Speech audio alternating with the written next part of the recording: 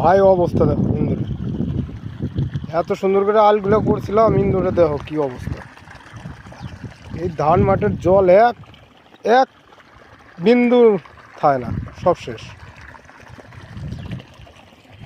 তাহলে এভাবে যদি হয় তাহলে কি করবে একটা মানুষ, কি করে পারে? এই ইন্দুরে যদি এরকম কষ্ট দেয়, এই আলটা কত সুন্দর করে বাঁধছিলাম, সব শেষ ইন্দুরে। আর আলটাতে পুরো ঝাঁঝরা করে ফেলা দিছে। এই ইন্দুরে কি কমো, বেশ দেখা যায় ইন্দুর কীভাবে এর কী করা যায়।